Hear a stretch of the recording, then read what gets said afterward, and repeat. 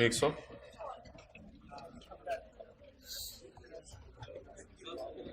अगर आप लोगों की सर उमैर से मुलाकात हो आज या कल किसी टाइम आते जाते, तो उनको बता दीजिएगा कि मंडे को हम इंशाल्लाह एक्स्ट्रा क्लास करेंगे, तो मंडे को सर आपको ना बुलाएं, क्योंकि आजकल आप लोगों की डिमांड बहुत बढ़ गई है, हर कोई आपको इनवाइट कर रहा है।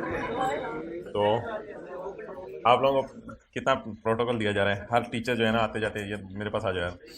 तो हम अब वेडनेसडे को तो नहीं करेंगे ना, हम तो मंडे को आपको एक दफ़ा दोबारा बुला के फिर ट्यूसडे को इंशाल्लाह सेकंड लास्ट क्लास कर लेंगे, और फिर फरवरी में मैं कोई दिन आपको बता दूंगा जिसमें न्यूमेरिकल्स के लिए कोई क्लास रखेंगे, कोई एक दिन जब आप थोड़ा बहुत ज़रा न्यूमेरिकल्स देख आएंगे। Page number 332।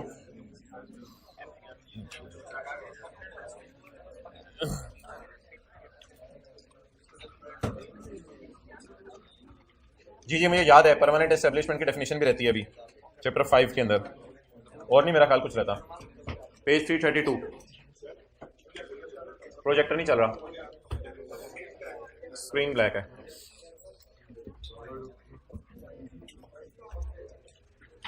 हो गया क्लियर है भाई? उधर पेज 332 पे आ जाएं। शुक्रिया, नहीं हुआ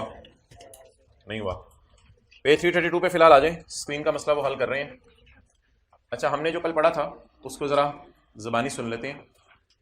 सबसे पहला जो आपका फोरम है जहां जाके आपने अपील करनी है, that is commissioner appeal. Commissioner appeal के पास आप जाएंगे और कमिश्नर अपील के पास आप जाके अपील करेंगे। अच्छा, कमिश्नर अपील के पास हमने कहा था कि आपने जो अपील करनी है वो किन सूरतों में करनी है, तो हमने 7-8 केसेस देखे थे जिन सूरतों में आप कमिश्नर अपील के पास जाते हैं और जाके अपील करते हैं। ओके, अगली बात हमने ये पढ़ी थी कि नज़र आ रहे हैं भैया उधर नज़र आ रहे हैं? ओके, अगली बात हमने ये पढ़ी थी, पेज 331 आपने साथ खोल के रखना है कि कमिश्नर अपील के पास जब आप अपील करने जाए ना, तो इसके लिए शर्त है कि आपने अपनी टैक्सेबल इनकम जो बन रही थी ना उस पर आपने टैक्स जमा कराया हो। ये ज़रूरी है कि आपकी जो टैक्सेबल इनकम आपने खुद मानी थी ना 20 लाख, उस पर आपने टैक्स जमा कराया हो। जल्दी आए, बैठे, लेट आने पर भाई को। अच्छा, इसके बाद हमने ये पढ़ा था कि जब आपने कमिश्नर अपील को अपील करनी है तो ऐसी सूरत में आपने एक प्रेस्क्राइब फॉर्म पे अपील करनी है, उस पर आपके साइन होंगे, इसमें ग्राउंड्स ऑफ अपील लिखे होंगे। ग्राउंड्स ऑफ अपील हमने देखे थे कि आप बताएंगे ये पेनल्टी मैंने गवर्नमेंट को पे नहीं की हुई, ये प्रॉविडेंट फंड रिकग्नाइज्ड है, ये बैड एड एक्चुअल है। आप ये ग्राउंड्स ऑफ अपील जमा करवाएंगे और आप फीस देंगे। अच्छा, आपके केसेस ना 2 किस्म के हैं। एक है जिसमें आप बेस्ट जजमेंट के खिलाफ जा रहे हैं या अमेंडेड असेसमेंट के खिलाफ जा रहे हैं, एक वो केसेस हैं आपके, और एक है आपके केसेस अदर केसेस मैंने कहा था जैसे कि आपको कह दिया कमिश्नर ने कि आप नॉन रेजिडेंट के क्या हो, रिप्रेजेंटेटिव। तो ये 2 किस्म के केसेस हैं। अगर आपकी बेस्ट जजमेंट हो जाए तो भी आपने फीस देनी है और अपील कर लेनी है, और अगर आपको नॉन रेजिडेंट का रिप्रेजेंटेटिव करार दे दिया जाए तो इसको हम अदर केसेस का नाम कहेंगे। इसका एक और नाम भी होगा, अदर देन असेसमेंट। तो असेसमेंट से मुराद सेक्शन 121 और 22 के खिलाफ आप जा रहे हैं, और अदर केसेस से मुराद आपको नॉन रेजिडेंट का रिप्रेजेंटेटिव करार दे दिया गया। अगर इन सूरतों में आप कमिश्नर अपील के पास जा रहे हैं तो आपने फीसिस ये वाली जमा करवानी है। अब सवाल यह है कि जब आपको काटा जाता है 122 में, तो इसकी बैक एंड कहानी ये होती है कि आपने जमा करवाई थी रिटर्न के बाद उन्होंने घूरी मारी थी और आपको ऑडिट शुरू किया था। ऑडिट के बाद उन्होंने आपको बार्किंग की थी, शो कॉज नोटिस भेजा था, और उसके बाद आपको अमेंडेड असेसमेंट ऑर्डर भेजा था। एक बार याद रखिएगा, अमेंडेड असेसमेंट ऑर्डर के साथ एक सफा आता है जिसका नाम होता है demand notice. Amended assessment order में लिखा होता है आपकी इनकम 20 से हम 32 लाख पे लेके जा रहे हैं, और सफे पे लिखा होता है कि एक्स्ट्रा 12 लाख पे टैक्स जमा करवाओ। अब जब आपने अपील करनी है तो आपने अपील करनी है डिमांड नोटिस के मिलने के 30 दिनों के अंदर। आपको अगर 1 जनवरी को डिमांड नोटिस मिला है तो 31 जनवरी तक आप जाके कमिश्नर अपील के पास अपील कर दें। कमिश्नर अपील मैं अपील करता हूं, खुदा के लिए कमिश्नर को समझाओ ये चीजें उसे ऐड नहीं करनी चाहिए थी। तो कौन सी 2 चीजें सेक्शन 122 की रोशनी में आपके घर इकट्ठी आएंगी? नंबर 1, अमेंडेड असेसमेंट ऑर्डर जिसमें कहानी होगी सारी, और डिमांड नोटिस जो एक सफा अलग से होगा जिसपे लिखा होगा इतने पैसे आपने जमा कराने हैं। तो अब आपने डिमांड नोटिस आने के 30 दिनों में, यानी अमेंडेड असेसमेंट ऑर्डर आने के 30 दिनों में, आपने डिमांड नोटिस सर्व होने के 30 दिनों में जाके कमिश्नर अपील को जाके क्या कर देनी है? अपील। लेकिन अगर आपको नॉन रेजिडेंट का रिप्रेजेंटेटिव करार दिया गया ना, तो फिर आपके घर 2 सफ़े नहीं आएंगे, फिर आपके घर पास ऑर्डर आएगा, we think that you are representative of non resident, उसमें कोई amended assessment order, demand notice, ये नहीं आएगा। फिर उस सफे के खिलाफ अगर आपने अपील करनी है तो फिर पेपर में लिख के आइएगा, we will file appeal against this page within 30 days of receipt of order. जो ऑर्डर आपको मिला उसके मिलते ही 30 दिनों में जाके आप अपील करते हैं। लेकिन जब सेक्शन 121 या 22 वाली असेसमेंट होगी तो आपके घर कितने सफे आएंगे? 2। और आपने अपील कितने अरसे में करनी है? डिमांड नोटिस मिलने के 30 दिनों में। हालांकि दोनों इकट्ठे ही मिलते हैं। और अगर आपको नॉन रेजिडेंट का रिप्रेजेंटेटिव करार दिया तो आपने अपील कितने दिनों में करनी है? स्टिल 30 दिनों में। लेकिन ये 30 दिन के साथ डिमांड नोटिस का लिखना आपने पेपर में, within 30 days of receipt of order. अच्छा जी, ये हाईलाइट करें, time limits. If appeal relate to assessment, अगर आप असेसमेंट ऑर्डर के खिलाफ जा रहे हैं, it will be lodged with commissioner appeals within 30 days of service of demand notice. और दूसरी केस में 30 days of service of order. ये कौन सा केस है? आपको नॉन रेजिडेंट का रिप्रेजेंटेटिव बना दिया गया। तो अगर आप थोड़ा सा जरा हल्की आंच पे चला दें इसको, इसी को, कुछ 22-23 हो जाएगा तो मुनासिब है, वरना 26 तक भी चलेगा। हाँ, तो अगर असेसमेंट का केस है तो 30 दिन में, और अगर असेसमेंट के अलावा वाला केस है तो भी 30 दिन में। लेकिन 30 दिन यहां कब से गिनना शुरू करनी है? Demand notice. और यहां date of service report. Okay, अच्छा अब्दुल्ला को बुलाइएगा। अच्छा, भी एक ऑप्शन और अवेलेबल है, द बोर्ड में prescribe mechanism for electric filing of appeal. Appeal आप इलेक्ट्रॉनिकली फाइल भी कर सकते हैं। पॉइंट 6 पढ़ें जी। द कमिश्नर अपील में एडमिट एन अपील, आपकी अपील सुन लेगा आफ्टर 30 days। वैसे कितने दिनों में आपने जमा करवानी है? कमिश्नर अपील में admit appeal after 30 days if a good cause is shown. अगर कोई अच्छी वजह है तो फिर 30 दिन के बाद भी अपील कर सकते हैं। वैसे आमतौर पे आपने कितने दिनों में अपील करनी है? 30 दिनों में। The appellant has to apply for it, इसके लिए आपको क्या देनी पड़ेगी? एप्लीकेशन देनी पड़ेगी। डन। ओके, आपने रिटर्न कब जमा करवानी है? 30 सितंबर तक। कमिश्नर ने असेसमेंट ऑर्डर कब तक भेजने? 5 साल तक। अगर उसने असेसमेंट ऑर्डर भेज दिया डिमांड नोटिस के साथ, तो आपने डिमांड नोटिस के बाद कितने दिनों में अपील करनी है? यह अपील इलेक्ट्रॉनिकली भी फाइल की जा सकती है। लेकिन अगर आप 30 दिन में अपील नहीं कर सके तो कोई मुनासिब वजह बता के 30 दिन के बाद भी जाके कमिश्नर अपील को अपील कर सकते हैं जी। Procedure in appeal, procedure in appeal बैग है बड़ा, वो लेके आइए। द कमिश्नर अपील, अच्छा अब प्रोसीजर क्या होगा? प्रोसीजर होता है तरीका। प्रोसीजर क्या होगा? प्रोसीजर सिंपल सा है, कमिश्नर आपको नोटिस दे देगा। किस चीज का? बॉक्स लगाएं, day of hearing. Day of hearing का नोटिस दे देगा, भाईजान फलां तारीख को आप तशरीफ ले आए। कौन कौन आएगा? Tax payer number 1 and number 2 commissioner. Tax payer भी आ जाएगा और कमिश्नर भी आ जाएगा। The commissioner appeal shall give a notice of day of hearing to appellant and commissioner. अब ये कौन होगा? जज। ये कौन होगा? इधर कटहरे में कौन खड़ा होगा? कमिश्नर और इधर मेरे आप जैसे तमाशा देखने वाले। तो इधर जज साहब बैठे होंगे कमिश्नर अपील, इधर कमिश्नर होगा और इधर टैक्स पेयर होगा। अब पहला फिक्रा दोबारा पढ़ें, क्या लिखा हुआ है? The commissioner shall give notice लिखा होगा, मैं नहीं मानता। The commissioner appeal shall give notice of day of to commissioner and tax payer. 1A 1AA को छोड़ें, ये लॉ में चेंज आई हुई है, इसको छोड़ें। इस नहीं, इसको पढ़ाने में अभी। कमिश्नर में एडजॉर्न हियरिंग का मतलब बताएं। कमिश्नर दोनों को बुला के कह दे कि यार सॉरी, मुझे तो एक काम पड़ गया, बेगम की कॉल आ रही है, मैं जा रहा हूं। तो द कमिश्नर, आप कितने खुश हुए हो? द कमिश्नर अपील के सर कभी कहते हैं ये क्लास में, the commissioner appeal may adjourn the hearing from time to time. Commissioner appeal hearing को डिले भी कर सकता है फ्रॉम टाइम टू टाइम, यानी कमिश्नर अपील बिजी हो जाए। अच्छा, आपने अबू को कहा अबू रात के खाने पे एक बात करनी है आपसे। अबू ने कहा जी बेटा। अबू वो असल में ना छोटे भाई ने मेरे जो है ना बैग से बॉल पेन निकाली थी, तो ये केस आपने मेरा सुनना है। ठीक है, अबू ने कहा ठीक है बेटा। अच्छा, बात अब शुरू करने लगे आप, तो आपने कहा अबू कल उसने लंच भी निकाला था। अबू ने कहा नहीं बेटा, जो तुम्हारे ग्राउंड्स ऑफ अपील थे पहले मुझे वो बताओ, वो क्या थे? अबू वो तो बॉल पेन वाली बात थी। तो ये नया ग्राउंड कहां से बीच में आ गया? आप कहेंगे सॉरी अबू, लेकिन ये भी सुन लेना, दोनों बातें इकट्ठी हो जाए। जरा आप बैठ ही आ गए, आज तो गपशप मारते हैं। जरा क्या आपने टैक्स पेयर हैं, क्या ऐसा हो सकता है आप ग्राउंड्स ऑफ अपील बनाते हुए एक ग्राउंड ऑफ अपील डालना भूल जाएं? आपने ग्राउंड्स ऑफ अपील बनाने हैं ना, कि मैं क्यों अपील करने आया हूं। क्या यह पॉसिबल है कि आप ग्राउंड्स ऑफ अपील बनाते हुए एक ग्राउंड डालना भूल जाएं? अगर आप ग्राउंड ऑफ अपील बनाते हुए एक ग्राउंड डालना भूल गए और कमिश्नर अपील की शक्ल देख के आपको याद आ गया वो ग्राउंड भी, अब क्या करें? आप नया ग्राउंड डाल सकते हैं, बिल्कुल कोई मसला ही नहीं। आप कमिश्नर अपील को कहते हैं मैं भूल गया था, मुझे निस्यान की भूलने की बीमारी है, तो प्लीज मैं अब ग्राउंड डालने लगा हूं नया, भूलने की बीमारी है। द कौमी अपील में अलाउ, द कौमी अपील में अलाउ। अब आप पॉइंट 3 और 4 पूरा पढ़ लें। अब आप पॉइंट 3 और 4 पूरा पढ़ लें।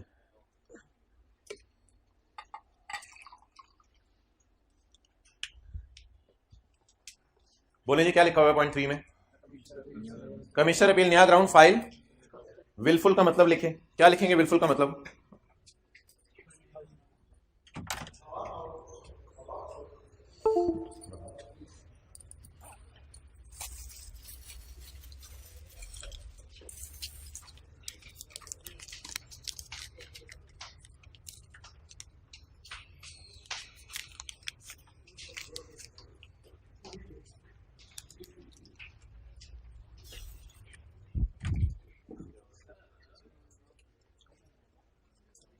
The commissioner appeal may allow an appellant to file any, और बोले to file any new ground if he is satisfied that it was not willful, जानबूझ के। एक्सीलेंट। इट वाज नॉट जानबूझ के, जानबूझ के आपने ऐसा नहीं किया, भूल हो गई थी। विलफुल का मतलब जानबूझ के। तो बताएं जी, नया ग्राउंड फाइल किया जा सकता है? बिल्कुल किया जा सकता है। कमिश्नर अपील बस ऐसे ही फैसला सुना देगा या कोई सवाल जवाब भी करेगा? द कॉमी में before deciding appeal call particulars, data मंगवाएगा and may make further inquiry. अच्छा, एक सफा देना जो मैं फाड़ सकूं। I don't have any. पूरा रजिस्टर दे दिया भाई ने। अच्छा, केस रूज पे था, कमिश्नर चढ़ चढ़ के अपने आर्गुमेंट दे रहा था कमिश्नर अपील के टेबल के ऊपर। टैक्स पेयर भी चढ़ चढ़ के अपने आर्गुमेंट्स दे रहा था कमिश्नर अपील के टेबल के ऊपर। मीनवाइल टैक्स पेयर ने जेब में हाथ डाला और टैक्स पेयर ने जेब में हाथ डाल के कमिश्नर को कहा चा। कमिश्नर अपील डर गया। कमिश्नर अपील, अब टैक्स पेयर थोड़ी थोड़ी देर बाद इस तरह कर रहे हैं। अब उन्होंने पूछा अबे क्या है ये तेरे पास? इसने कहा ये सफाई साबित करता है कि ये पेनल्टी मैंने गवर्नमेंट को नहीं दी। ये देखो, ये मेरा नाम लिखा हुआ है, ये मेरे कस्टमर का नाम लिखा हुआ है, तो ये पेनल्टी मैंने गवर्नमेंट के दायरे में जमा नहीं कराई, ये पेनल्टी मैंने दी थी किसी कस्टमर को। इसको कहते हैं डॉक्यूमेंट्री एविडेंस, सबूत। ये सबूत आपने जज साहब के सामने ऐसे करके पेश किया, जज साहब का त्राण निकल गया। ये सबूत आपने जज साहब के सामने पेश किया, जज साहब इस सबूत को फाड़ देंगे और ये आपका सबूत नहीं सुनेंगे। आपको ये कहेंगे, ये पिछली क्लास वाला भी है, आपको ये कहेंगे कि मोहतरम कमिश्नर आपको ऑडिट करने आया था, उस वक्त ये सफा दिखा देते। कहानी बहुत पुरानी चल रही है, अगर आप लोग परसों से क्लासें ले रहे हैं। कमिश्नर तुम्हारा ऑडिट करने आया था, तब ये सफा दिखा देते। उसने शोकॉज नोटिस भेजा था आपके घर, तब आप ये सफा दिखा देते। हम तीनों सफा याद आ गए, अब आपको ये सफा याद आ गया। तो काटने से पहले आपको कितने मौके दिए थे? घूरा था, भौंका था, उस वक्त ये सफा नहीं याद आया था। तो अब ऐसी सूरत में, हाँ थोड़ा सा मुझे लग रहा था मसला हो रहा है, मैं रिपीट करता हूं। अच्छा, तो ये जो सफा है डॉक्यूमेंट्री एविडेंस, सफा फटने तक सुना था? हाथ खड़ा करें। सफा फटने तक, ठीक है, सफा इकट्ठा ही फाड़ा हमने, आगे चलते हैं।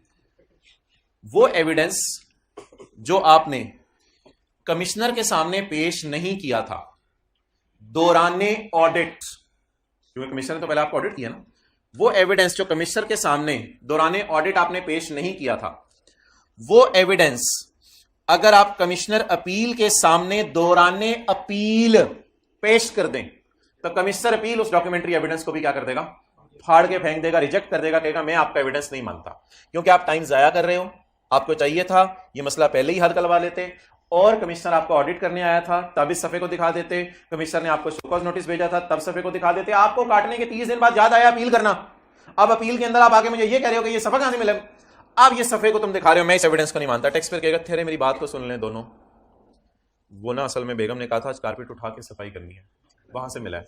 कमिश्नर ने कमिश्नर अपील के हाथ पे हाथ मारा, होने का यार हमारी बरादरी का कोई मसला नहीं यार, छोटे टेप लाओ जोड़ जोड़ के, चल यार पहले बता देना था यार। तो मेरे ख्याल से तो एक बहुत बड़ी रीजनेबल कॉज है, आप अप्लाउ कर दें, इस डॉक्यूमेंट एविडेंस को मान लिया जाएगा। द कॉमी शेल नॉट एक्सेप्ट, पहली बात बता दें, the कॉमी appeal shall any evidence which was not produced before the, however commissioner appeal may accept it if there was a reasonable cause. पहले क्या लिखा है बोले, shall not, और फिर क्या लिखा है,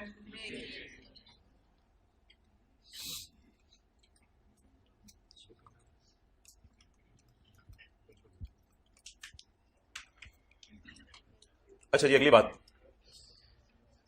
अब दिलों को थाम ले, फैसला आने लगा है, अब दिलों को थाम ले, फैसला आने लगा है, डिसीजन एंड अपील, थोड़ा सा हाथ साइड पर रखो, हाँ अब सही, अब दिल तक पहुंच गए, दिलों को थाम ले, फैसला आने लगा है, फैसले 3 आ सकते हैं, आपने पिछली क्लास ली है, अच्छा फैसले 3 आ सकते हैं, नंबर 1 बाकी रसद राही, क्या मतलब, ये कौन सा फैसला है, और ये होमवर्क है आपका, चैप्टर 12 क्वेश्चन नंबर पेज 255 पे ना क्वेश्चन 3 आपका होमवर्क है, और संडे को 7-8 सवाल मुझे बता दीजिएगा, आपको होमवर्क दे दूंगा, पेज 255 क्वेश्चन 3 आपका होमवर्क है, अच्छा वापस आ जाए, पेज 255 क्वेश्चन नंबर 3 आपका होमवर्क है, 4 भी है ना उस पर, 3 सिर्फ, अच्छा आगे चलें, अच्छा भाई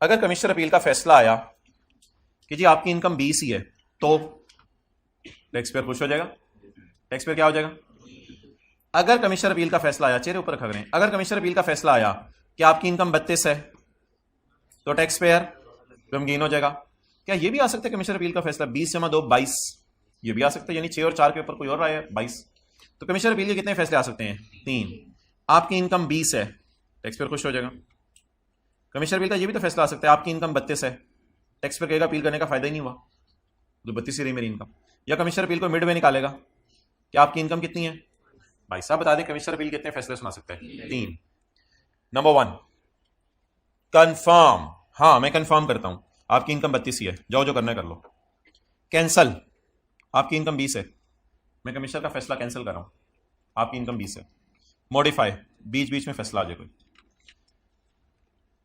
तो इसका नाम दें एपलेट ऑर्डर, कोर्ट का फैसला, जज का फैसला, जज कितने फैसले सुना सकता है, 3,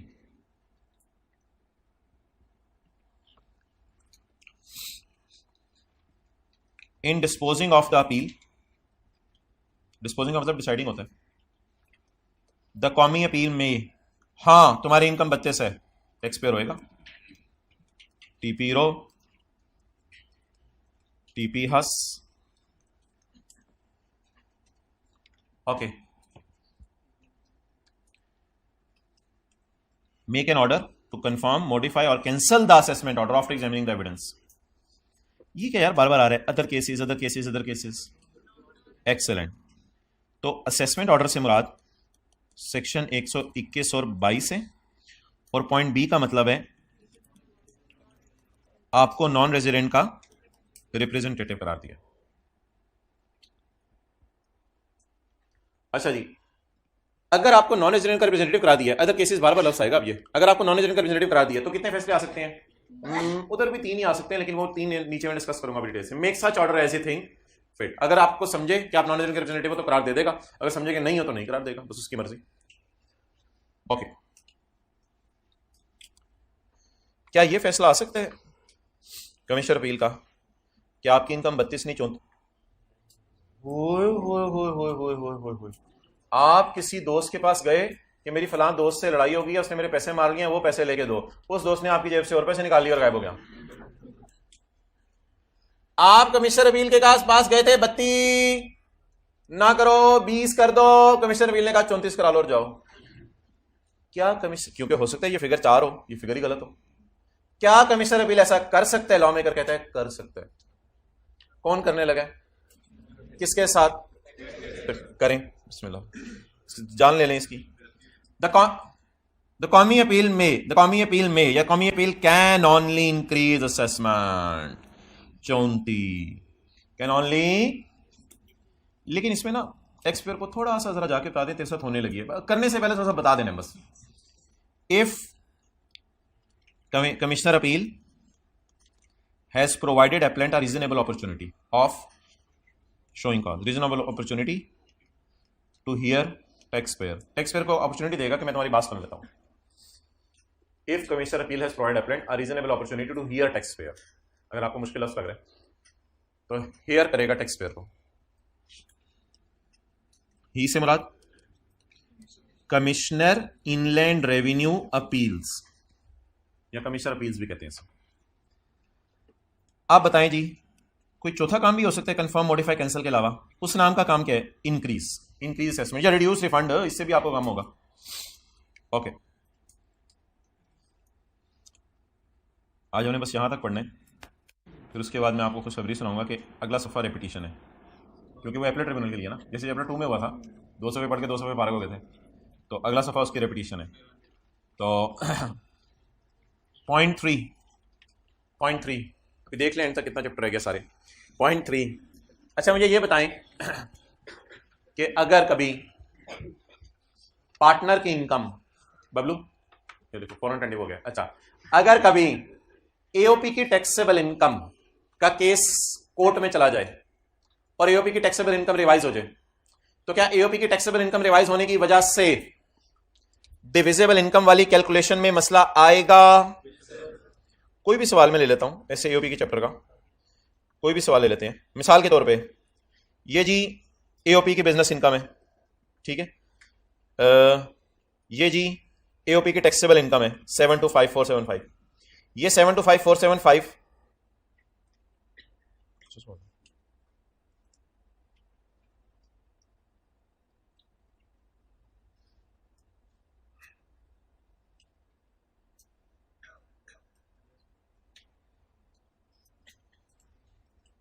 ये और क्या।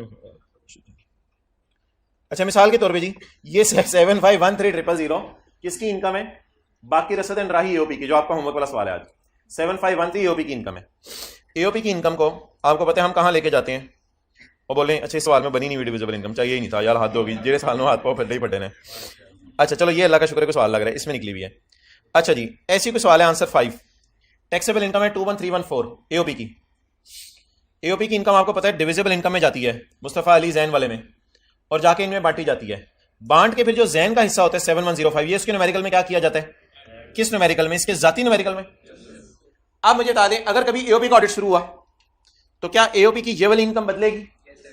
एओपी की इनकम बदलने की वजह से ये वाली वर्किंग बदलेगी, ये वर्किंग बदलने की वजह से ये फिगर बदलेगी।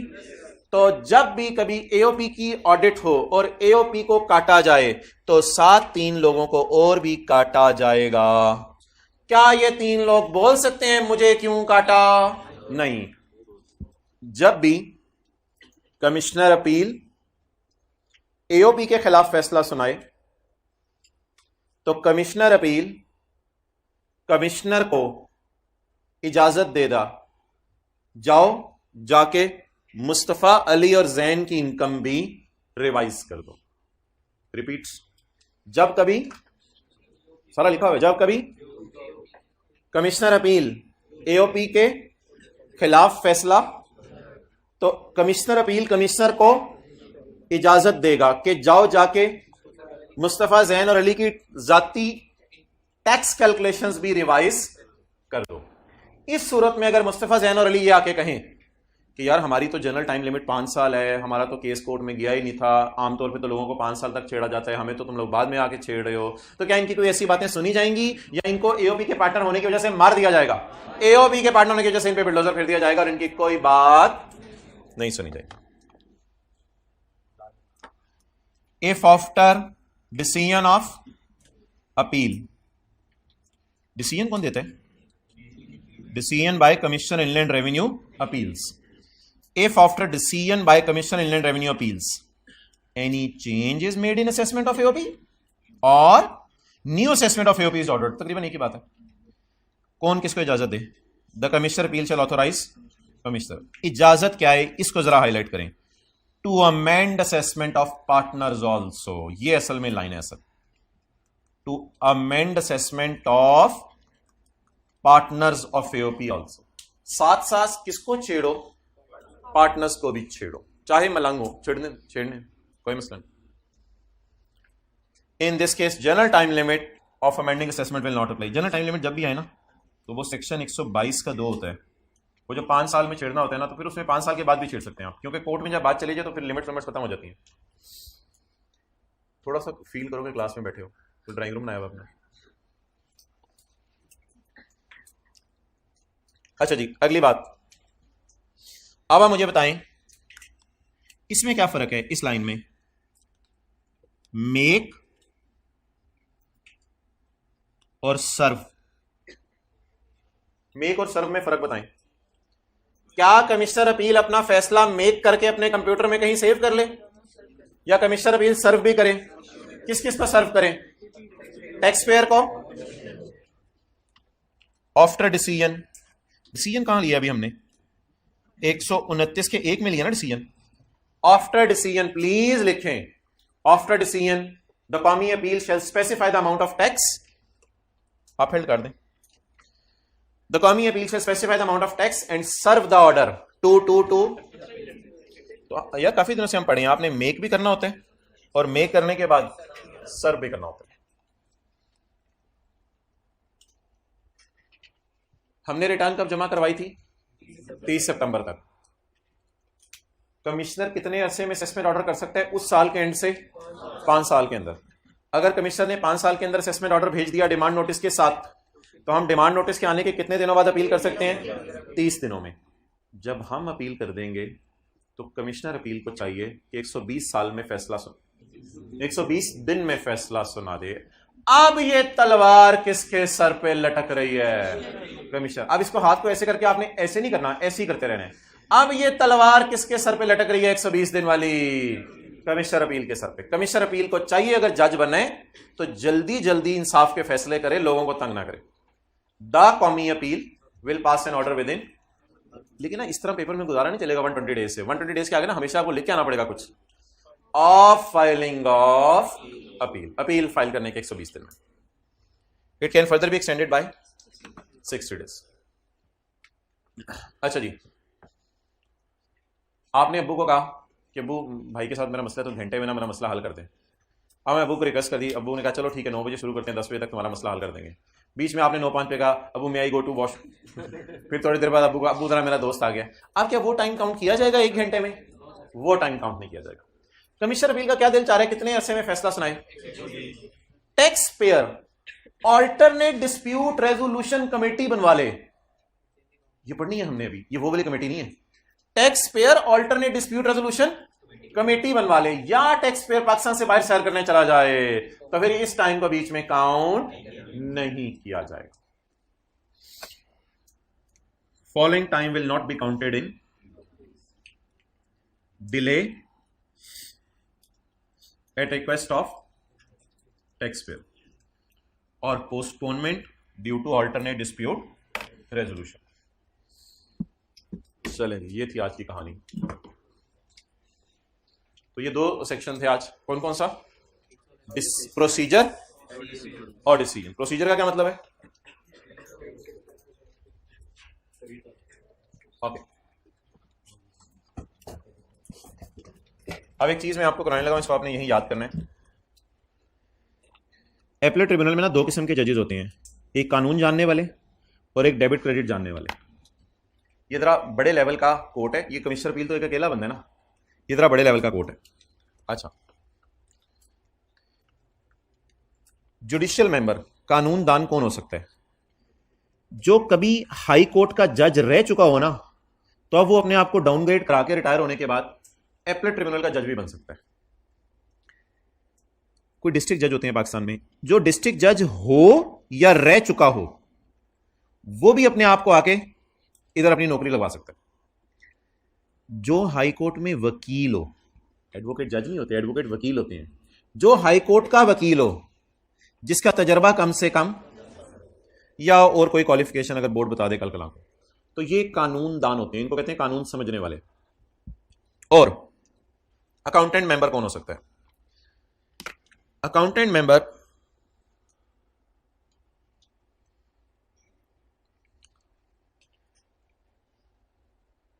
चीफ कमिश्नर, इधर देखिए, चीफ कमिश्नर कभी भी एपलेट ट्रिब्यूनल का जज बन सकता है।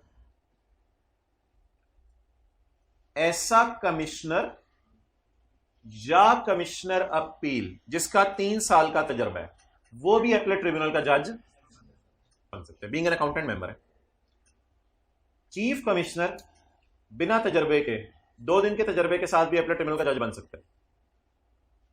कमिश्नर हमारा कौमी और जो नया कौमी आया हुआ है कमिश्नर अपील, ये दोनों अगर 3 साल का तजर्बा हो तो ये भी अपने आप को अपग्रेड करवा लें और किसके जज बन जाए, अपीलेट ट्रिब्यूनल के। यानी ये ऑप्शन इनके पास अवेलेबल है। या तो आप अफसर हैं और आपकी सर्विस बराबर है चीफ कमिश्नर के लेवल के बंदे की, या आप कमिश्नर हैं या कमिश्नर अपील हैं जिनका तजर्बा कितने साल का है, 3 साल का। आगे काट दो। अगर आपको सीए किए हुए 10 साल हो गए हैं, इसमें एएफसी और कैफ नहीं डालना और आगे सीए फाइनल भी नहीं डालना, सीए करने के बाद अगर आपको सीए किए हुए कितने साल हो गए हैं, 10 साल हो गए हैं, या आपको कॉस्ट एंड मैनेजमेंट अकाउंटेंट बने हुए कितने साल हो गए हैं, 12 नहीं, इधर भी 10 ही है, 10 साल हो गए हैं, तो ऐसी सूरत में मैं अभी तो ये बताऊंगा मैं और क्या बन सकता हूं। अच्छा, तो ऐसी सूरत में आप बड़े होकर क्या बन सकते हैं, judicial accountant member. There shall be established an appellate tribunal to be called as appellate tribunal. कहते हैं कि appellate tribunal बनेगा जिसका नाम हम appellate tribunal रख देंगे। जैसे आप घर वालों के मैं खाना बनाऊंगा जो कि खाना होगा। अच्छा, there shall be appellate tribunal to be called as appellate tribunal to exercise the powers and perform the functions। वो अगले सफे पे लिखे हुए हैं powers, functions वगैरह। आगे, appellate tribunal shall consist of chairman। इनमें एक चेयरमैन होगा, कुछ जुडिशियल मेंबर होंगे और कुछ, इनको शहबाज शरीफ चुनेगा, कोई आम बंदा नहीं चुनेगा इनको, शहबाज शरीफ चुन के इनको जगहों पे रखेगा। ये लोग कैसे कॉन्स्टिट्यूट करेंगे, इनके फंक्शंस क्या हैं। आपने कभी सुना बेंच बैठ गया, आपके बैठने से जो बैठता है वो वाला बेंच नहीं मैं कह रहा, आप बैठे बेंच बैठ गया, साथ वाला तो बैठे तो उतना ही बेंच की चीजें निकल जाती हैं, ये दूसरा वाला बेंच है। सुना होगा आपने कभी जजेस का बेंच बैठ गया, यानी जजेस का कोई बेंच होता था वो बैठ गया और अखबार में खबर आई है आज जजेस का बेंच बैठ गया।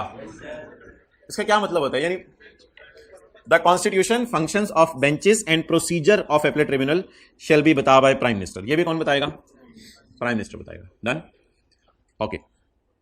अब बस कुछ भी नहीं, अंग्रेजी याद करें, बस शुरू से शुरू हो जाए, अंग्रेजी याद करें। 127 बोले यहां, person dissatisfied with following orders of Commie may file an appeal to Commissioner Appeal. Appeal will be filed if tax is paid along with return. Appeal will mean the prescribed form, verified grounds of appeal और fees वगैरह। अच्छा, appeal shall be filed within following limits. If appeal relates to assessment or penalty, it will be lodged within 30 days। 30 days भाईजान तू हाथों के इशारे देख रहे तो इधर देख। It will be lodged within 30 days of service of demand notice, but if it relates to other cases within 30 days of service of order. Procedure in appeal, commissioner appeal shall give notice of day of hearing to appellant and the commissioner. Commissioner appeal may adjourn, 3 डब्बे हो गए ना, 4 डब्बे। Hearing होगी, may adjourn meeting from time to time. The Commissioner Appeal may allow appellant to file a new ground and Commissioner Appeal will make inquiry। ये 4 डब्बे हो गए। Commissioner Appeal will not accept any documentary evidence which was not produced before the, but he may also accept it। Decision in appeal, in deciding appeal, the Commie may make an order to confirm the assessment order, modify the assessment order or cancel the assessment order in other cases as he may deem fit। Commissioner Appeal can also increase assessment, 32 से 34 पे ले जाए, लेकिन if he has provided appellant a reasonable opportunity। If after decision, बैटरियां down क्यों हो गई हैं बोले, if after decision, ऑनलाइन वाले इतना ऊंची बोलें कि साथ वालों को पता चले आप क्लासें ले रही हैं। If after decision, ऊंची बोलो मोहम्मद साजिद, ऊंची बोलो जल्दी। अच्छा, if after decision, अगर decision के बाद any change is made in AOP, any change is made in assessment or new AOP is ordered or new AOP assessment is ordered, the commissioner shall allow, sorry, Commissioner Appeal, the Commissioner Appeal shall allow to commissioner to chala bulldozer on partners as well। In this case general time limit will not apply। अच्छा, इसके बाद after decision he will serve the order, he will serve the order. The commissioner will pass an order within, commissioner appeal will pass an order within 120 days. Okay. अच्छा, अगले सफ़े पे पहले जरा लिख लें नई चीजें कौन सी हैं।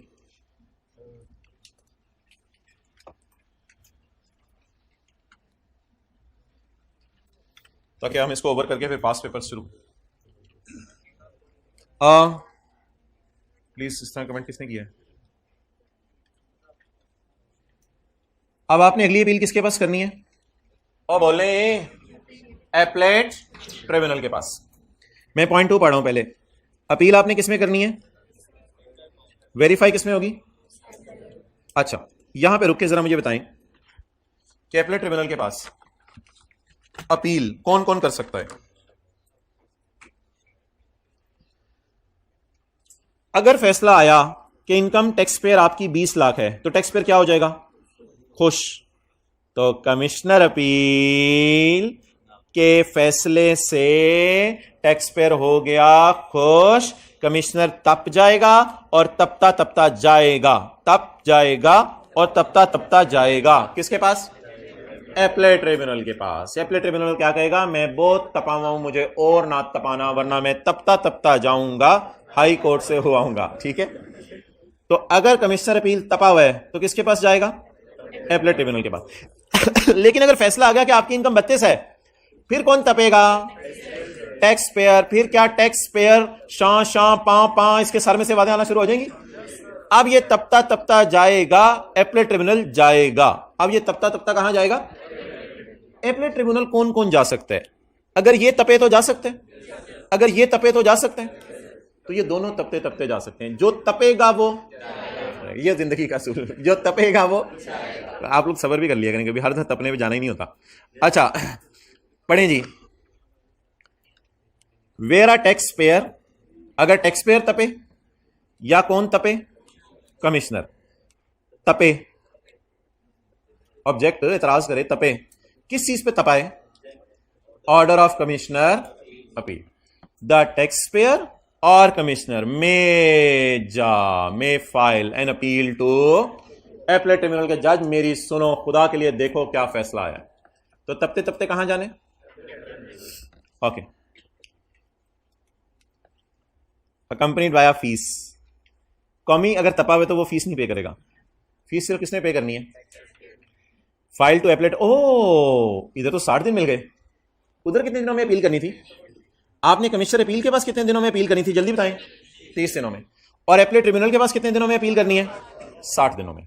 अगर आप कंपनी है तो फीस, अगर इंडिविजुअल एओपी है तो 2500। डन। क्या अपील 60 दिनों में फाइल करें या 60 दिनों के बाद भी हो सकती है? ये बात तो उधर भी लिखी हुई थी, तो सारी रेपिटेशन चल रही है। जी आप बोलो आगे। ये ना इंशाल्लाह वो 1A और 1AA टाइप चीज़ है, तो ये अभी हम पढ़ते हैं। इसमें ये वाला काट दें। ये 1A और 1AA टाइप चीज़ है। ये बड़ी मज़े की कहानी है, ये आपको मैं पढ़ाऊंगा। अच्छा, इसमें यार पुरानी बातें ढूंढें जल्दी, 1 मिनट दे रहा हूँ आपको। पुरानी बातें ढूंढ के टिक करें। 1 पुरानी बात है, 3 और 6 पुरानी बात है, अफॉर्म मॉडिफाई एनएल 4 पुरानी बात है, एओपी 5 वाली पुरानी बात है। ये सारी पुरानी बात। अच्छा जी, पहले 1, 3, 2A भी पुरानी बात है। 2A भी पुरानी बात है, उसमें से टाइम लिमिट बदली है। तो हमने सिर्फ कौन सा पॉइंट पढ़ना है? 2, 7 और 10, ताकि कल हम हाई कोर्ट शुरू करें। अच्छा, लेकिन इन पुरानी बातों को पढ़ लें, उधर भी तो रिवाइज करनी थी, इधर ही रिवाइज हो जाएंगी। बताइए जी, एपलेट ट्रिब्यूनल ऐसे ही फैसला सुना देगा या कॉल फॉर पर्टिकुलर्स रिकॉर्ड मंगवाएगा? रिकॉर्ड मंगवाने के बाद फर्दर इंक्वायरी करेगा। अच्छा, पॉइंट 2 के साथ लेकिन नया ये नहीं है। ऐसा हो सकता है पॉइंट 2, ऐसा हो सकता है कि कमिश्नर अपील ऐसा हो सकता है कि टैक्स पेयर और कमिश्नर में से कोई एक छुट्टी कर ले डे ऑफ हियरिंग पे। ऐसी सूरत में एपलेट ट्रिब्यूनल अपना काम करना रोक दे। बड़े लर्नेड लोग बैठे हुए हैं, जुडिशियल और अकाउंटेंट मेंबर्स, 10 साल का तजुर्बा है, बड़े एक्सपीरियंस लोग और मौजिब लोग बैठे हुए हैं, तो वो अपना काम रोक दें किसी की छुट्टी की वजह से? नहीं, अपना काम जारी रखें और केस का फैसला भी सुना दें, कोई मसला नहीं। तो अगर टैक्स पेयर या कमिश्नर में से कोई 2 नंबरी करे और छुट्टी कर ले और कहे मैं बीमार था, ये मसला था, वो मसला था, हल्की सी सर में दर्द होती है, बीमार हो गया, ये हो गया, वो हो गया, कहते ये नहीं चक्कर चलेगा इधर। The appellate tribunal shall hear the parties and in case of absence by any party, अगर कोई पार्टी क्या हो जाए, किसी ने एब्सेंट हुई है, on day of hearing. Tribunal में रुक, नहीं में रुक नहीं लिखा हुआ, ट्रिब्यूनल में एक्स पार्टी ना लातीनी जबान का लफ्ज है, मे प्रोसीड सिंगल पार्टी, फिर दोनों पार्टीज का इंतजार ना करे, सिंगल पार्टी। ये कौन सी वाली पार्टी होगी, प्रेजेंट वाली कि एब्सेंट वाली?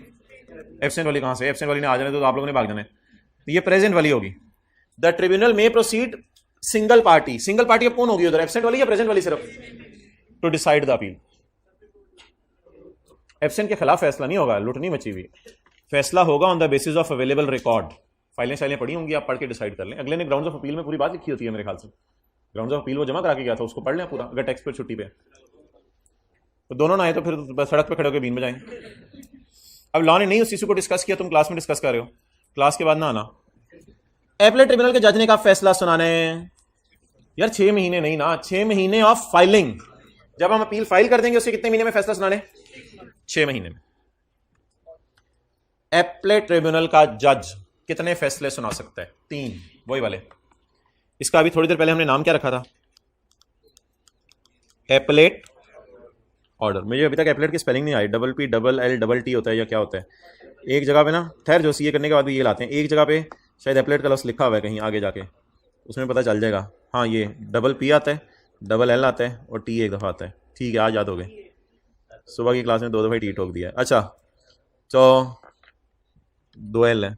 अच्छा एपलेट ऑर्डर, एपलेट ऑर्डर क्या होता है, किसका फैसला, कोर्ट का। इधर कोर्ट कौन है, एपलेट ट्रिब्यूनल।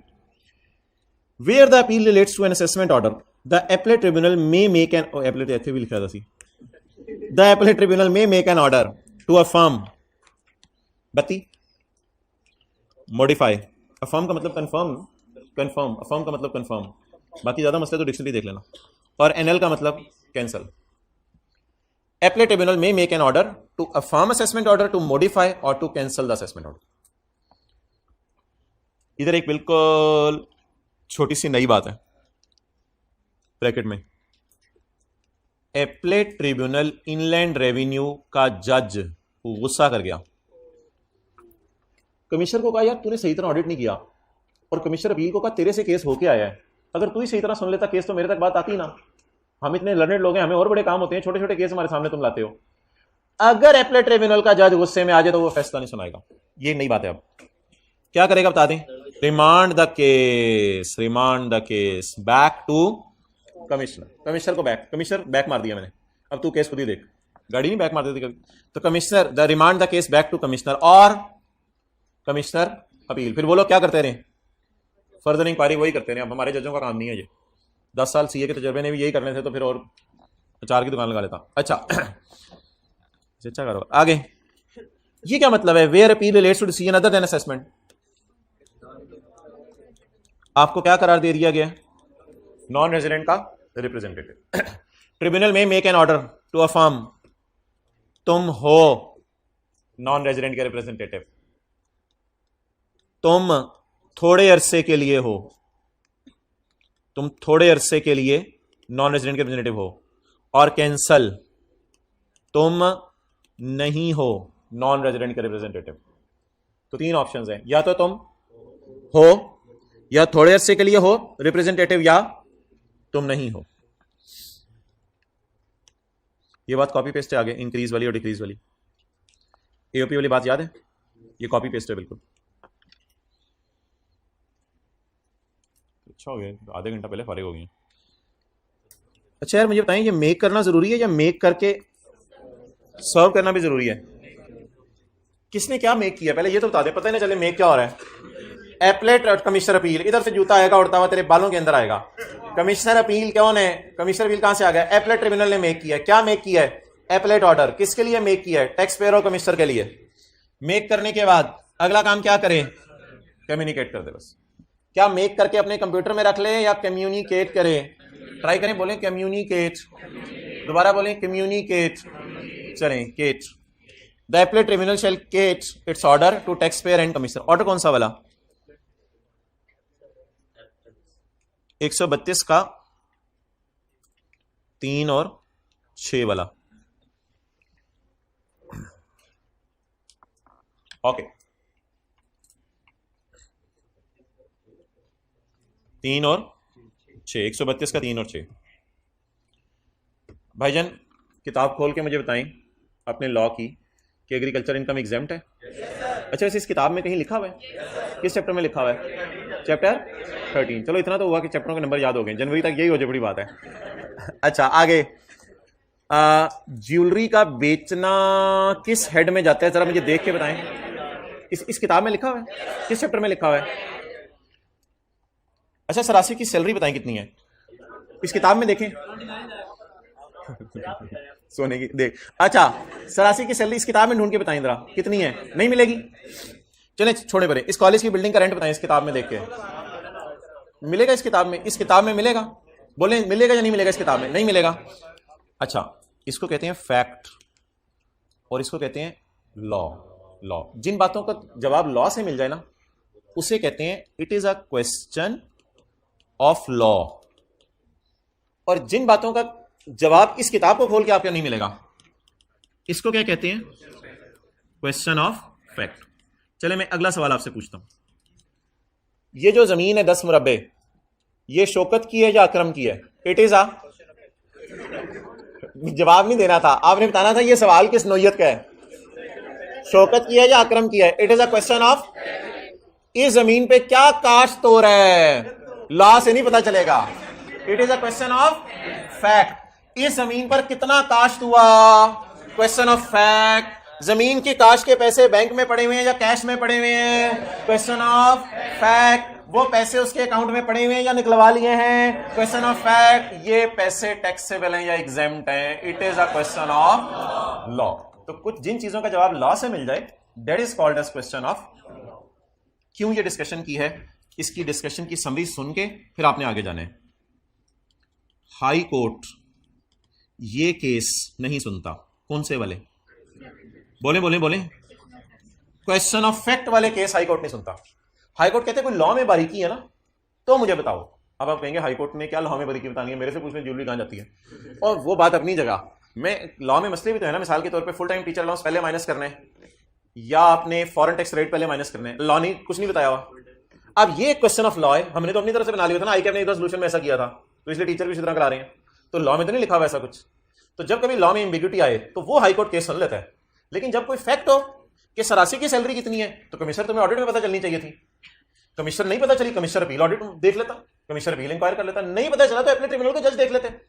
अगर अपने ट्रिब्यूनल के जज भी ये चीजें पता नहीं चला पाए ना तो हाई कोर्ट कहते हैं सॉरी भाई मैं ये केस नहीं सुनूंगा, तो मेरा एक लेवल है। तो हाई कोर्ट के जज ये वाले केस सुनेंगे, कल हम पढ़ेंगे जब। हाई कोर्ट के जज कौन से वाले केस नहीं सुनेंगे? क्वेश्चन ऑफ फैक्ट वाले। ये बात कहां लिखी हुई है? पॉइंट नंबर 10, सफे के एंड पे पॉइंट है ना 10, तो पॉइंट 10 के नीचे लिख लेंगे, पॉइंट नंबर 10 के नीचे लिख लें, ज्यादा नीचे ना लिखिएगा।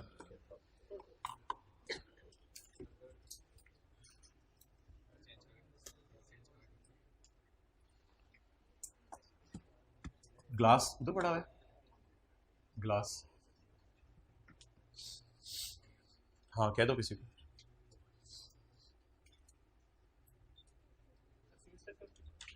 जी सेल्स टैक्स का देख लेंगे, वो मेरी तरफ से जितने मर्जी करो, जब मर्जी आओ आप करो ना मेरे को।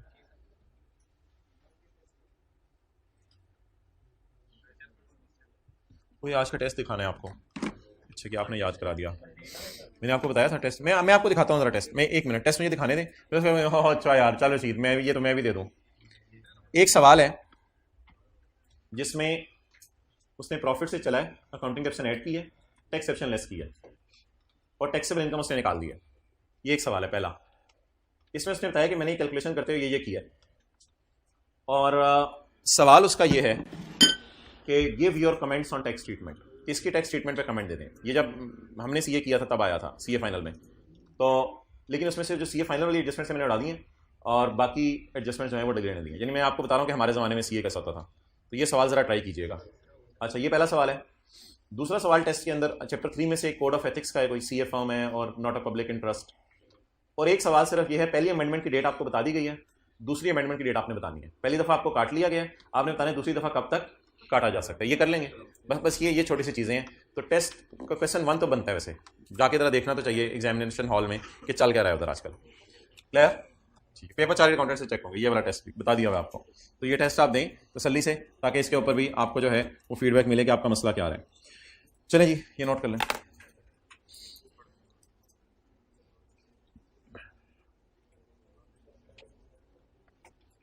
कौन सी चीज हाई कोर्ट नहीं सुनेगा? Question of fact.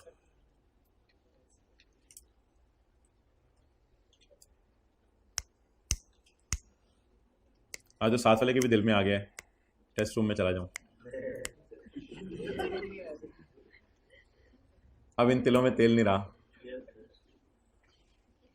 Since how long you are facing this issue? In start of 2023? Yes. Come after class. Point 10. If the order relates to question of fact, कौन सा order? 132 का 3 और 6 वाला. If the order relates to question of fact, the decision of appellate tribunal shall be final. तो appellate tribunal का फैसला क्या होगा? Final.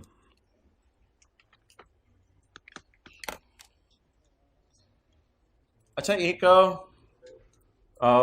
आप लोग अब पता नहीं किसी पोश इलाके में रहते होंगे, ज़बरदस्त इलाके में।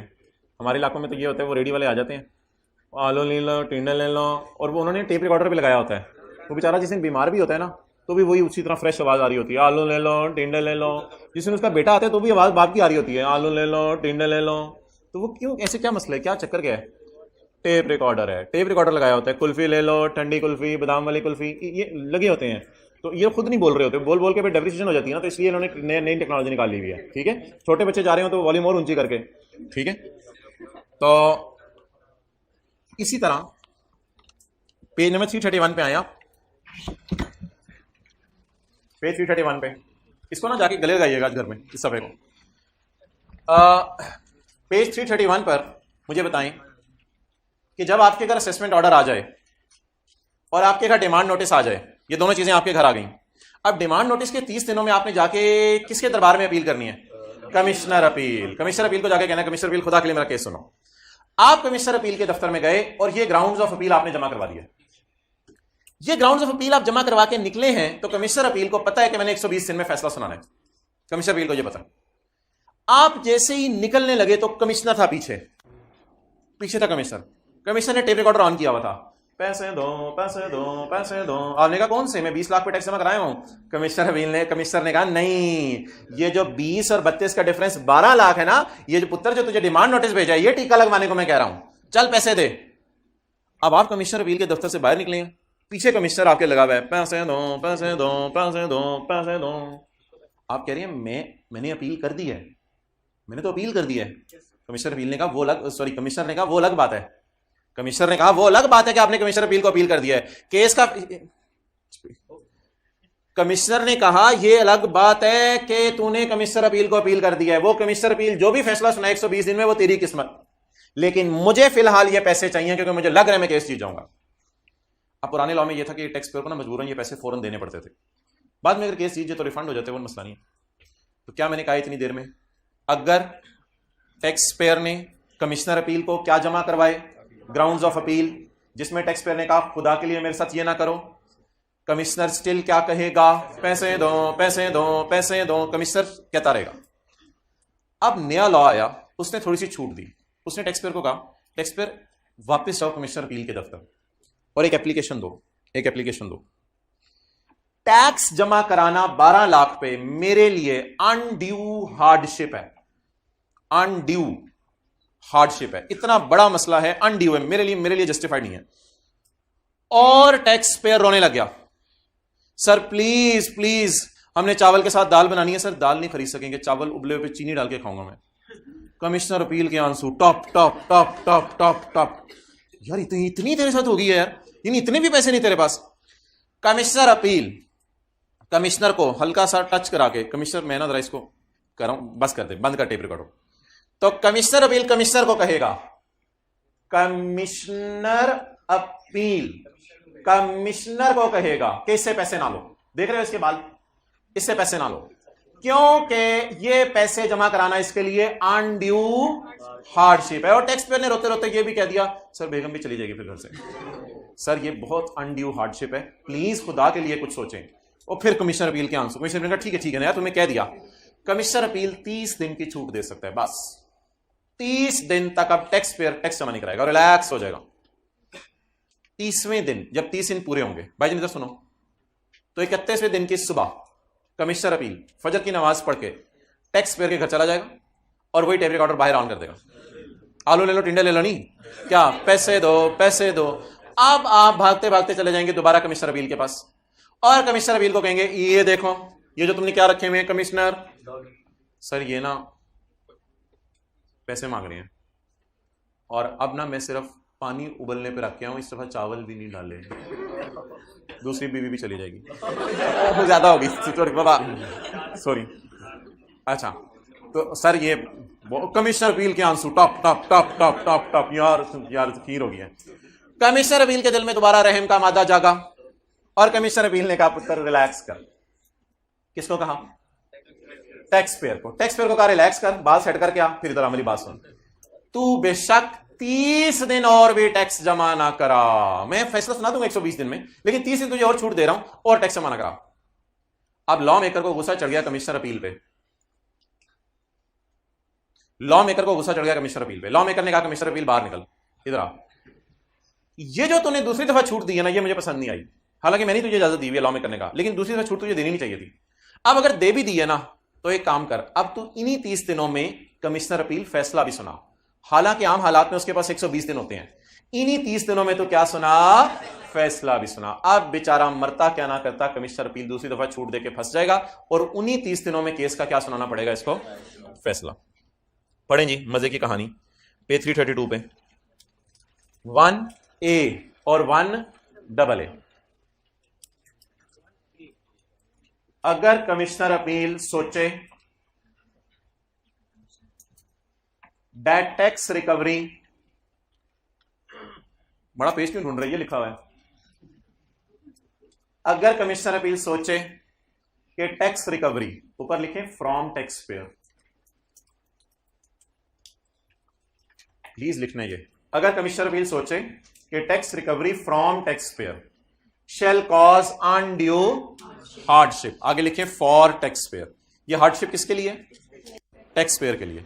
ये पहली बीवी वाली बात है, फॉर यार कॉन्सेप्ट देने के लिए होता है। आप अभी ऐसी बातें ना किया करो बड़ों वाली। If commissioner appeal thinks that tax recovery shall cause undue hardship, he कौन है? Tax payer. Commissioner appeal may stay, he को लिखे कमिश्नर अपील। आप लोग पता नहीं कर जाएगा क्या दही बनाते हैं चीजों की, ना बाल ना सही करो, बाल ना सही करो, चलो ही को कमिश्नर अपील लिखो। Commissioner appeal may stay recovery, recovery को क्या करवा दे, रोक दे, up to 30 days after providing commissioner an opportunity of being heard. इसको ब्रैकेट में लिख लीजिएगा, फिर रात को सोते से याद कर लीजिएगा, ये अलग से कमिश्नर को बता के ऐसा करेगा। नेक्स्ट, अभी गेम ऑनलाइन लगी थी, तू जा रहे हैं, जा फिर 1AA। The commissioner appeal may stay recovery for further period of, वो और भी 30 दिन की छूट दे सकता है commissioner appeal, after providing commissioner opportunity of being heard को ब्रैकेट में ले लें। लेकिन आप एक मसला बताएं क्या होगा यार, स्टे का मतलब समझ आ रहा है ना, स्टे टैक्स रिकवरी, टैक्स का रिकवर करना रुकवाया जा रहा है। However in this case commissioner appeal shall pass an order, order कौन सा वाला, 129 वाला, 129 का 1 है ना। The commissioner appeal shall pass an order on appeal in the said period of 30 days, को आसान कर लें, इन दीज 30 days। फिर इन 30 दिनों में ये क्या सुनाए, फैसला सुनाए, इन दीज 30 days। नहीं, पुराना लॉ था कि 1A और 1AA नहीं था, अब ये नए लॉ में ये छूट आ गई है। पुराने लॉ में 1A 1AA नहीं था, नए लॉ में 1A 1AA आ गया। अब जी उर्दू पढ़ें ये सारे की, किस पेज पे आएंगे उर्दू पढ़ने के लिए? मेरे ख्याल से तो ऐसा करते हैं सारी ही उर्दू पढ़ लेते हैं, बजाय कि इधर उधर वाली उर्दू पढ़ें।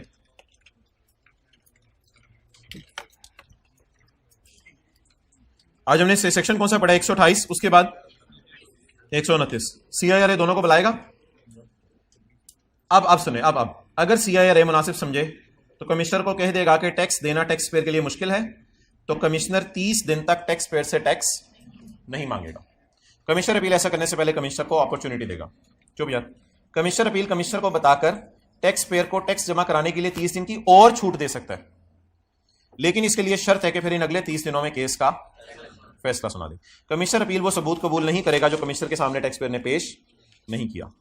फैसले कितने आ सकते हैं? 3 फैसले आ सकते हैं। 32 से ज्यादा नहीं कर सकते, यानी 34। 34 नहीं कर सकते। हाँ, एक सूरत में कर सकते हैं, जब टैक्स पेयर को पहले बता दें। CIRA अपील करने के 120 दिन में फैसला सुनाएगा या 60 दिन और ले सकता है, लेकिन इन 120 या 60 दिनों में ये दिन नहीं गिने जाएंगे अगर टैक्स पेयर ही कहे मैं मसरूफ हूं और अगर केस कहां चला जाए, ADRC में। डन। तो ये हमने सुबह का पढ़ा। बस अगली बात और आखिरी, टैक्स पेयर कमिश्नर अपील के पास से छूट लेके आ गया। अब अगला कोर्ट कौन सा है? Appellate tribunal. अगला कोर्ट कौन सा है? टैक्स पेयर एपलेट ट्रिब्यूनल के जज के पास गया और एपलेट ट्रिब्यूनल को जज के जाके कहा, एपलेट ट्रिब्यूनल के जज मैं आपको ग्राउंड्स ऑफ अपील जमा करा रहा हूं। उसने कहा बहुत अच्छा। इसके बाद टैक्स पेयर ने कहा सर एक और रिक्वेस्ट है, और टैक्स पेयर जुडिशियल और अकाउंटेंट मेंबर के कदमों में बैठ गया। वो CA जिसका 10 साल का तजर्बा है और वो हाईकोर्ट का जज जुडिशियल मेंबर है, उनके कदमों में बैठ गया। सर वो ना आपको आवाजें आ रही हैं? वो कहते हैं हाँ आ रही हैं, पैसे दो पैसे। सर वो सर छुड़वाएं इससे मुझे सर, ये कमिश्नर मेरे पीछे पड़ा हुआ है। तो जजों ने कहा तूने भी तो कुछ किया होगा ना, वैसे तो नहीं तेरे पीछे पड़ा हुआ। अच्छा सर वो छोड़ें, वो तो आप लोगों ने केस देखना ही है मेरा, तो मैं ग्राउंड्स ऑफ अपील के अलावा ना एक एप्लीकेशन आपको देता हूं, अगर आप मेरी मान लें कि टैक्स देना मेरे लिए अनड्यू है, वो बहुत हार्डशिप हो जाएगी मेरे लिए, बड़ा मसला हो जाएगा। अब तो मैं पानी भी उबाल के नहीं आया, अब तो गैस के बिल भी नहीं दिया हुआ, तो तीसरी रहने दें, बहुत हो जाएगी, फिर बात बढ़ जाएगी। तो अब तो सर मैं खुद भी फिर घर से चला जाऊंगा, तो सर अगर ये ज्यादा हो गया ना तो ज्यादा हो जाएगी सर। आप सर प्लीज। एपलेट ट्रिब्यूनल के जज ने कहा जा तुझे 180 दिन की छूट दी। हमारा कमिश्नर अपील वाला लेवल नहीं है कि 30 दिन की छूटें दें, और कमिश्नर अपील था जो 30 दिन की छूट देता था। जा तुझे 180 दिन तक आप टैक्स पेयर उछले कूदे एंजॉय करे, कमिश्नर इससे पैसे। लेकिन ऐसा करने से पहले एपलेट ट्रिब्यूनल किसको बताएगा? इसी सफे पे रहें, अगला सफा निकालें। क्या मतलब सर इसी सफे पे रहें, अगला निकालें? तो चलें, अब हमारा एक पॉइंट रह गया था, वो जो 131 का 5। अपील का मतलब ये नहीं कि असेसमेंट ऑर्डर वाला टैक्स जमा नहीं कराना। असेसमेंट ऑर्डर पे 12 लाख का आया था।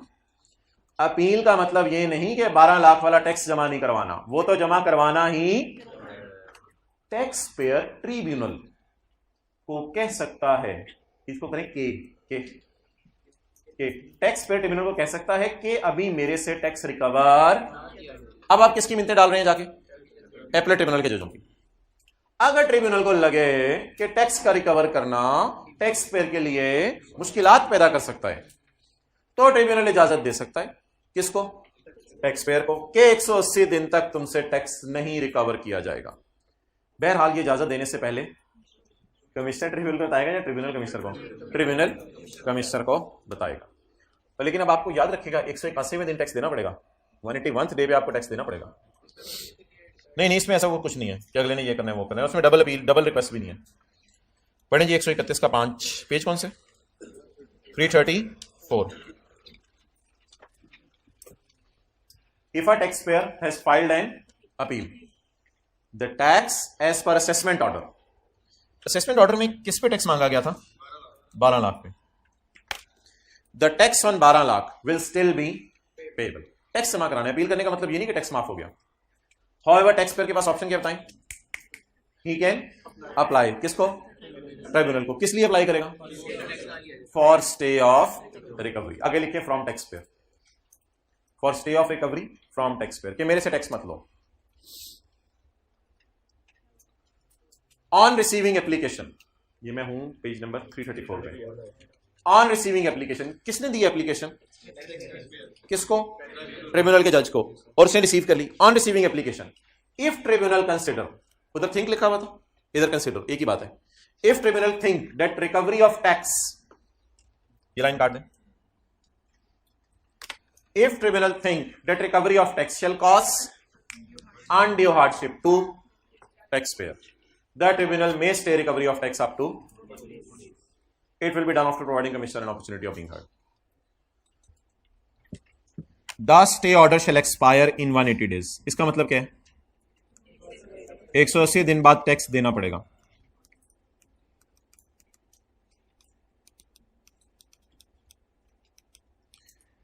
The stay order shall expire in 180 days of the date it is made. Now commissioner आगे बढ़ेगा, किस लिए? To recover the tax. अब कमिश्नर टैक्स रिकवर करने के लिए आगे बढ़ेगा, वो अब लेके जाएगा, आपको नहीं टैक्स। अच्छा, कल जो हम न्यूमेरिकल कर रहे थे उसमें मुझे बताएं कल वाले न्यूमेरिकल में एक जाते जाते ना हमने कैलकुलेशन की थी, उसको मैं रिवाइज करवाना चाह रहा हूँ।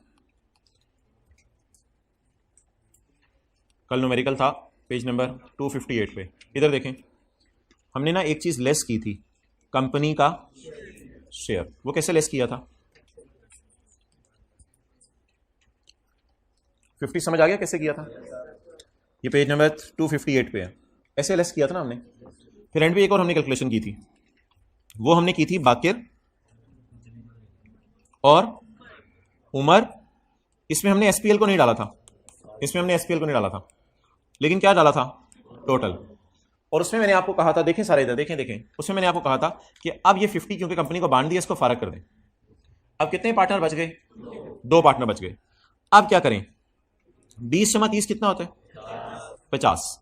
अब आप 20/50 बी को दे दें और 30/50 ओ को दे दें। डन। ये कैलकुलेशन कल की थी, लेकिन मैं इसको जरा रिवाइज करवाना चाह रहा हूं। कैसे? इसको रिवाइज करते हैं। अगर पेपर में इसकी बजाय ये लिखा हो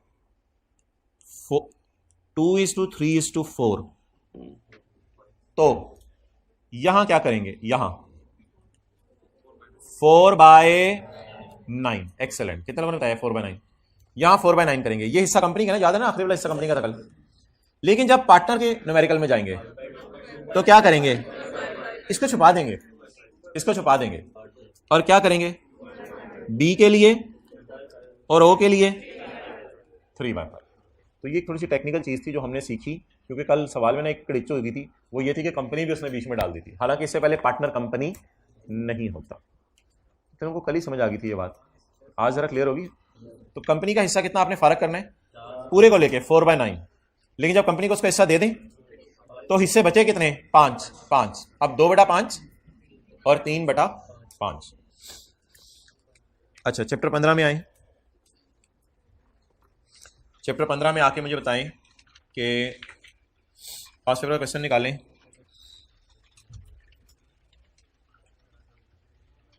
क्वेश्चन 30।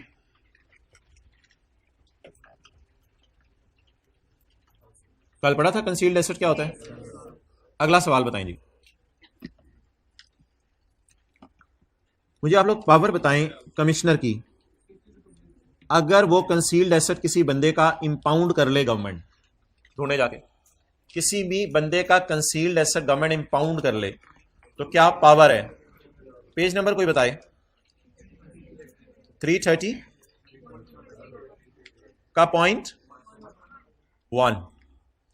नहीं, मेरे ख्याल से 1 और 3 दोनों लिखाइएगा। 1A तो नहीं पूछ रहा वो, 1 क्योंकि इंपाउंड का लफ्ज लिखे ना, तो इंपाउंड का लफ्ज 1 में है। तो जब गवर्नमेंट इंपाउंड कर ले कंसील्ड एसेट तो उसको कच्चा असेसमेंट ऑर्डर इशू करे। मेरे ख्याल से 3 भी लिखाइएगा साथ, कच्चे को एस एस पक्का कर दें तो 3 भी लिखाइएगा। तो अब कौन कौन सा लिख के आने? सेक्शन 101 और 2, 123 का 1 और 2।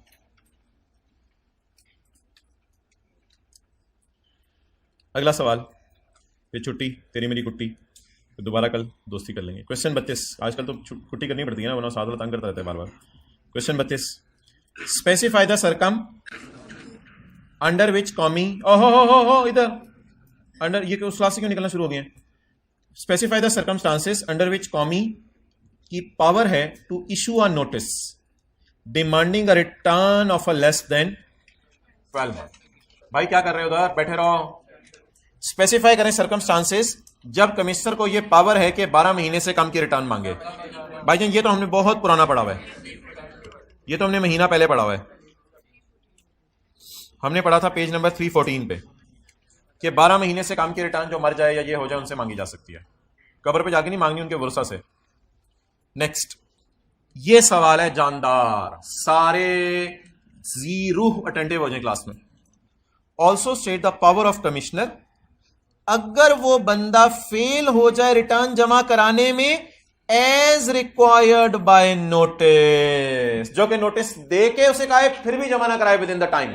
एज रिक्वायर्ड क्या लिखे? एज रिक्वायर्ड बाय नोटिस, ऊपर वाला।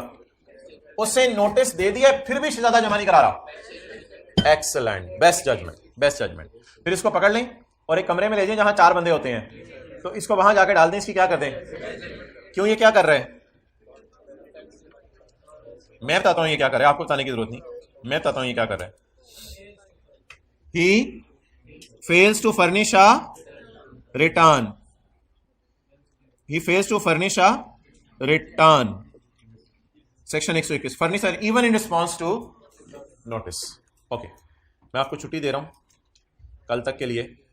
एक मिनट, एक मिनट, मुझे आखिरी चीज बता दें, एक छोटा सा आपका टेस्ट।